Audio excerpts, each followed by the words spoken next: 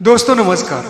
ये कहानी है उस आदमी की जिसको किसी अपराध होने के मामले में उसके राज्य के राजा ने उसे फांसी की सजा सुना देता है। लेकिन उस राज्य में एक नियम रहता है कि जिसको भी फांसी की सजा सुनाई जाती है तो फांसी देने से पहले उसकी आखिरी इच्छा पूछी जाती है। इस बार भी यही हुआ। उस आदमी को उस राजा के सामने पेश किया गया। फिर राजा ने उससे उसकी आखिरी इच्छा पूछी, आखिरी ख्वाहिश पूछी। फिर वो उस आदमी ने कहा कि हे राजा, मेरे पास एक अद्भुत कला है।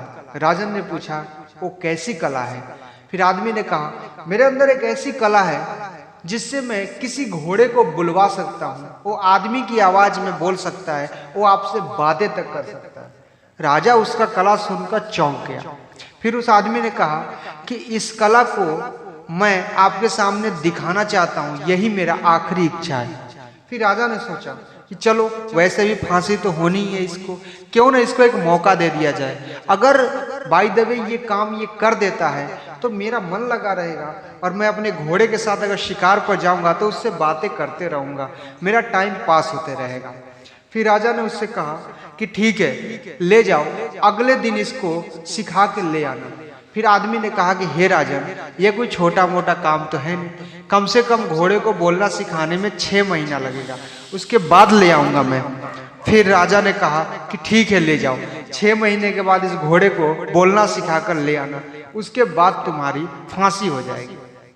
फिर उस आदमी ने क्या करा कि उस आदमी ने उस घोड़े को लेकर अपने घर पे गया।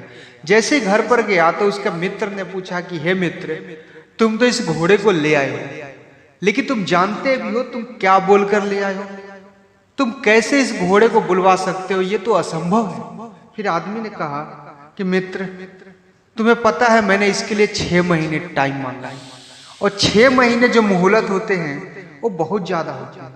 सोचो, इन 6 महीने के अंदर क्या पता ये राजा राजा रहे ही ना, क्या पता कोई और राजा आ जाए तो मेरी फांसी टल जाएगी, या फिर इस राजा की अकस्मात मौत हो जाए, नेचुरली डेथ हो जाए तो भी मेरी फांसी टल जाएगी, या फिर मेरा ही नेचुरली डेथ हो जाए तो फांसी वैसे भी नहीं होगी, या जिस घोड़े को लाया हूँ इस घोड़े का ही नेचुरली डेथ हो जाए तो भी फांसी टल जाएगी, या फिर मैं कोशिश करते रहूंगा, अगर घोड़ा बोल पड़ा तब तो और अच्छा हो जाएगा, और अगर ये सब नहीं हुआ तो कोई दिक्कत नहीं, फांसी तो लगना ही लगना है, जो आज लग रहा था 6 महीने बाद लगेगा।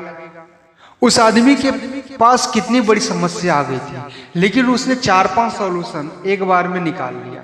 तो दोस्तों हमारे जीवन में भी यही होता है, हमारे लाइफ में बहुत प्रॉब्लम आती है, बस हमें प्रॉब्लम देखकर माथा पीटने के बजाय उसके सॉल्यूशन के बारे में सोचना चाहिए कि इसका क्या क्या सॉल्यूशन हो सकता है, क्योंकि हर प्रॉब्लम का सॉल्यूशन उसी में छिपा होता है।